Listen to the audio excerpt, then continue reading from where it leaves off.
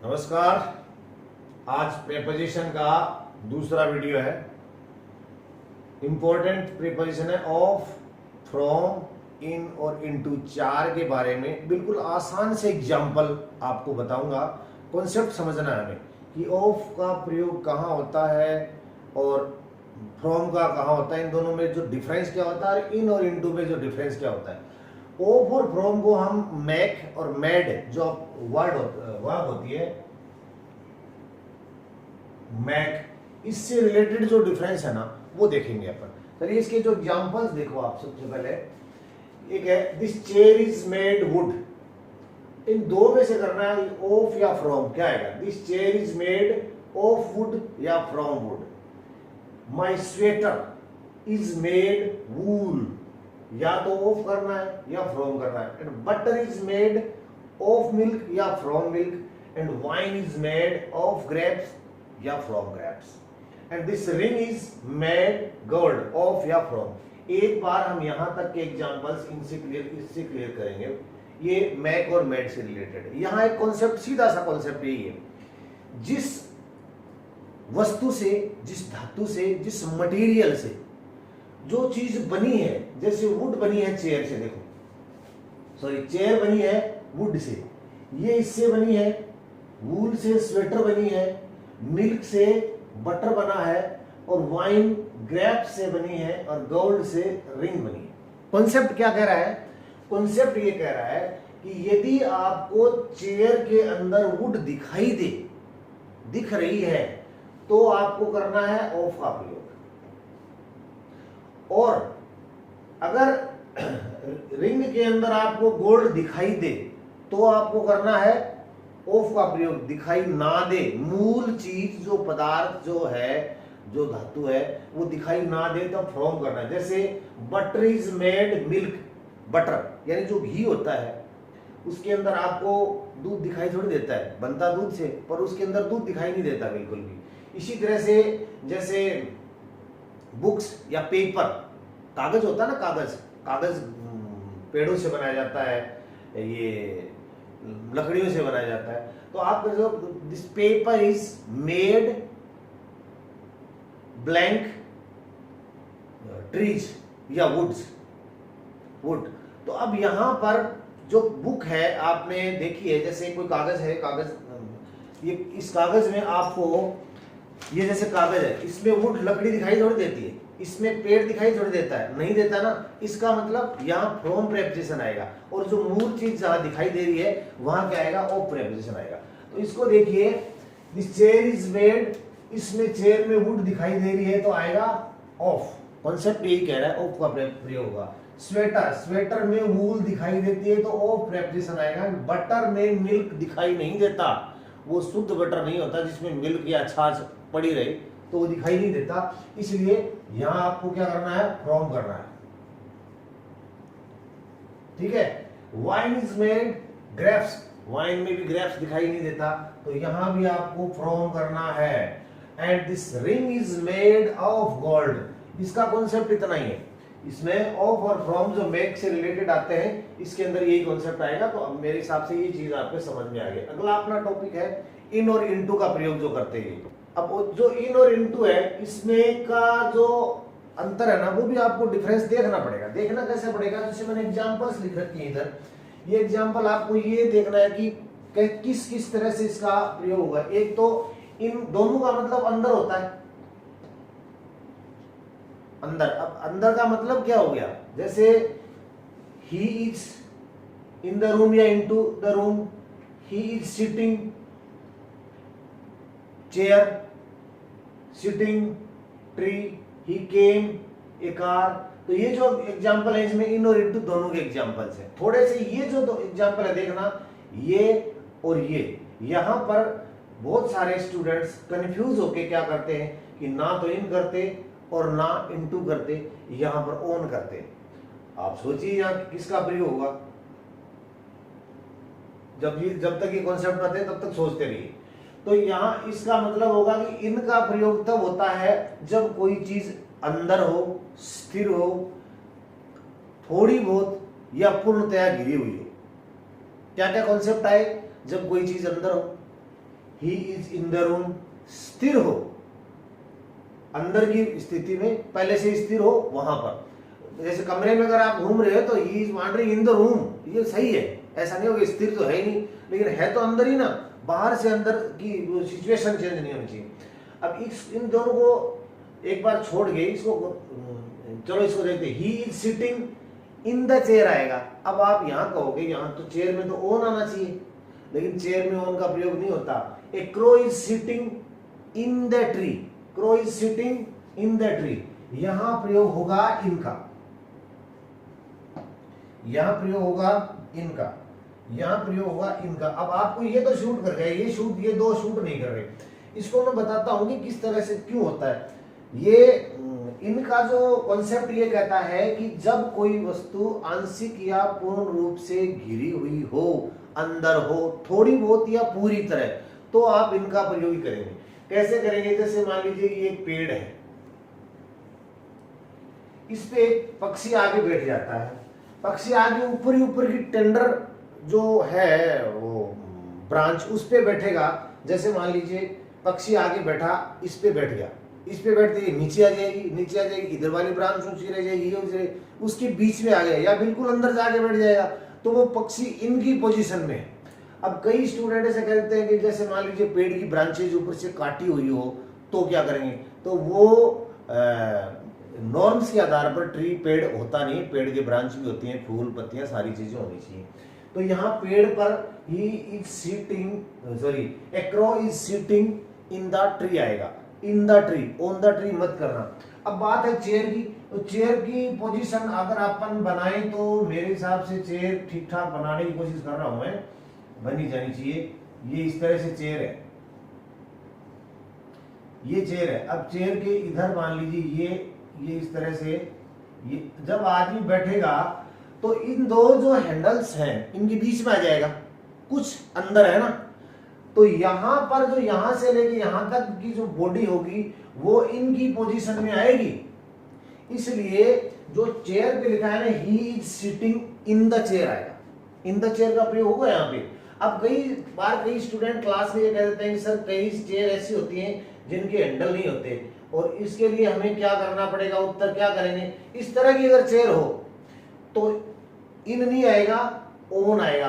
अब दिक्कत ये आ गई तो परीक्षा में क्या करेंगे, कौन सी चेयर है, तो ये चेयर नहीं है, ये जुगाड़ है, इसके पास लकड़ी की कमी होगी या कुछ और कोई कारण होगा, ये पूरे चेयर के जो मानक है वो पूरे नहीं करती है। चेयर का नाम आ गया तो आपको इन ही करना है, चेयर होगा तो उसमें जो ये वो हैंडल भी होंगे, ठीक है। अदरवाइज अगर कोई पिक्चर दे के बताता है तो बात अलग होगी, इनकी चीज है। अब देखो दो सेंटेंस हो रहे, ही came a car, he came car, he came a car, he came car. यहां पर ये कहता है कि अगर ही केम, अगर जो केम कम के बाद में जो भी साधन जिसको काम में लेते हो आप, जो कार है, बस है, ट्रेन है, जो भी, उससे पहले अगर ये डिटरमाइनर के रूप में आर्टिकल का प्रयोग ए का हुआ है तब आप करोगे इन, अदरवाइज बाई का प्रयोग करोगे। ध्यान, कई बार इंपॉर्टेंट है, कई बार ये प्रश्न पूछा गया है परीक्षा के अंदर, ये प्रश्न यहाँ इसमें आएगा इन और इसमें आएगा बाई, थोड़ा सा अंतर है, देख लीजिए, सिर्फ और सिर्फ इसका अंतर है। ये अगर ये आर्टिकल इससे पहले आ जाता है तो आपको इन ए कार करोगे, अदरवाइज सीधा by car, by bus, by train आपको करना होगा, ठीक है ना। ये हो गया। अब ये इनका कॉन्सेप्ट क्लियर। अब इसके बाद में बात करते हैं अपन इनटू की। इनटू का प्रयोग होता है जब कोई चीज, समझ लीजिए, अंदर के अर्थ में तो होता है गति करके अंदर जाए, बाहर से अंदर जाए, गति करके अंदर जाए, एक चीज पहला। दूसरा है रूप, फॉर्म चेंज हो जाए, जो आकृति है, रूप है, फॉर्म है, वो चेंज हो जाए, उस स्थिति में होता है। उसके एग्जाम्पल क्या है, जैसे ही रश्ड इनटू द रूम, वो दौड़ के अंदर गया, कमरे में दौड़ के अंदर गया। पहले से दोनों सिचुएशन बता रहे, बाहर से अंदर गया तो इनटू हो गया ना। I throw a stone into the pond, मैंने एक पत्थर पॉन्ड में फेंका, ठीक है। He jumped into the river, वो नदी में कूद गया, तो ये भी गति करके अंदर गया ना। जिसके अंदर गति करके अंदर जाए तो उसके लिए आपको इनटू का प्रयोग करता है। जैसे यहाँ एग्जांपल लिखा है, he rushed into the room, he jumped into the river, jumped into the, या he is swimming in the river. देखिए he is swimming in the river, in the river है। और he jumped into the river, दो condition है। Swimming का मतलब है नदी के अंदर है, पहले से है, और गति करके अंदर नहीं गया या बाहर नहीं गया, वो सिचुएशन नहीं दिखाई। तो he is swimming in the river, और जंप किया है तो ही जंप्ड इनटू द रिवर, ये सिचुएशन आ गई। Ice melted and turned into water, यहां का बात यह है कि रूप परिवर्तित हो गया, फॉर्म बदल गई। पहले आइस थी एकदम सॉलिड कंडीशन में, आइस मेल्टेड पिघली, एंड टर्न और बदल गई किसमें, आइस पानी में बदल गई, सॉलिड से लिक्विड में आ गई, रूप चेंज हो गया, उसका फॉर्म बदल गई इसकी, तो ये वाटर में बदल गई, तो यहां इनटू हो गया। इसी तरह से अपन लिखते हैं translate these sentences into English, पहले जो किसी और लैंग्वेज में थे दूसरी भाषा में उनका रूप चेंज हो गया, translate these sentences into English, change these sentences into passive voice, यानी पहले एक्टिव में थे अब उसको आपको बदलवाना है पैसिव में, रूप परिवर्तन हो रहा है, तो यहां change these sentences in, passive नहीं करना है आपको, इनटू ही करना है, ठीक है ना। तो यहां क्या आएगा, ही rushed into the room, he jumped into the river, ice melted and turned into water, and change these sentences into passive voice, translate these sentences into passive voice या नरेशन, जो भी वो साफ करने के लिए। कुछ 2-3 सेंटेंसेज और है, देखिए बड़े अच्छे सेंटेंस लिखवा रहा हूं आपको, आप इनको देखना कि इनमें भी क्या आने वाला है। जैसे he writes pen, he pencil, बहुत इंपॉर्टेंट सेंटेंस है, देखना आनंद आएगा पढ़ने में। ही इंटरेस्टिंग भी है साथ साथ में, राइट्स इंक, ही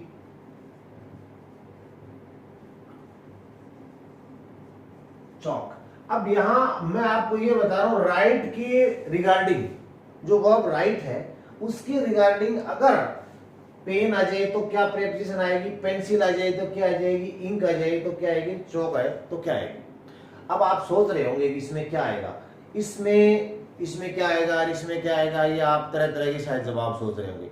इन सारों के अंदर इसको छोड़ के इसमें इन आएगा, इसमें इन आएगा और इसमें इन आएगा। वेरी इंटरेस्टिंग भी है, इंपॉर्टेंट भी है, कई एग्जामिनेशन में पूछा भी गया है और काफी स्टूडेंट्स ने गलत भी इसको किया है, ऊपर वाले के अंदर विद आएगा।